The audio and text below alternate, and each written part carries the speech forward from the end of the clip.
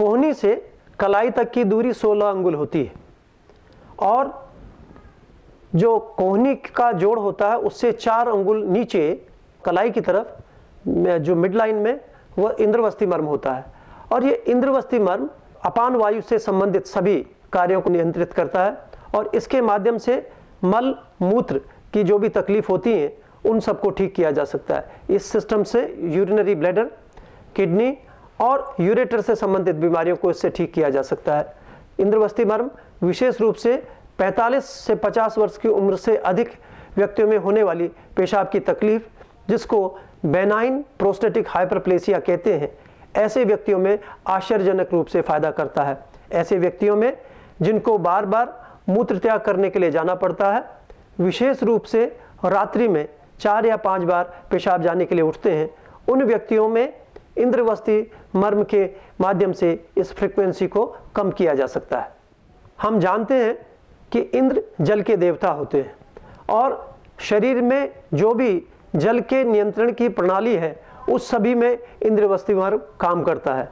यदि किसी व्यक्ति को अधिक मात्रा में पसीना आता है या किसी व्यक्ति को पसीना नहीं आता, ऐसी स्थिति में भी इस इंद्रवस्ती मर्म के माध्यम से उस व्यक्ति का उपचार किया जा सकता है। आइए जानते हैं इंद्रवस्ती मर्म को जानने की विधि। इंद्रवस्ती मर्म कोहनी से 4 अंगुल नीचे मिड लाइन में होता है।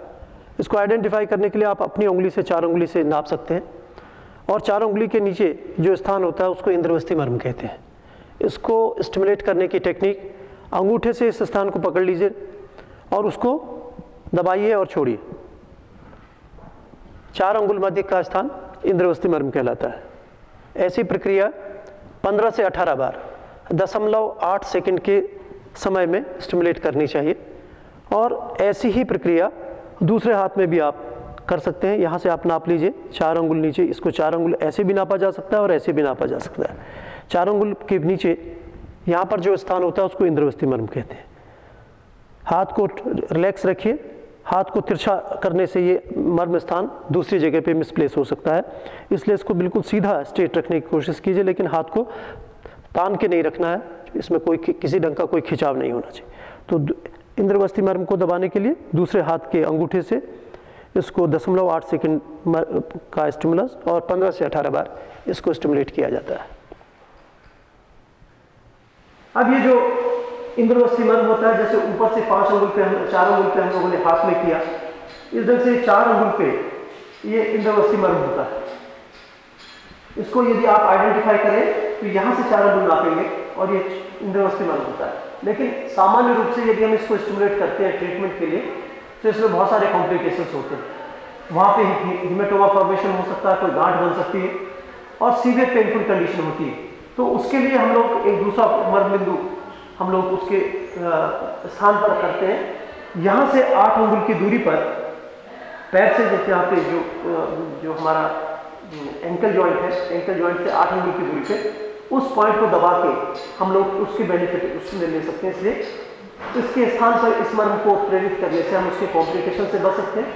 लेकिन यदि आपको इन्हीं मर्म को इसी पॉइंट को दबाना है तो उसकी एक विशेष विधि है जिसमें आप उकड़ू बैठ जाए और उकड़ू बैठने के बाद ये हाथों को इस ढंग से रखें।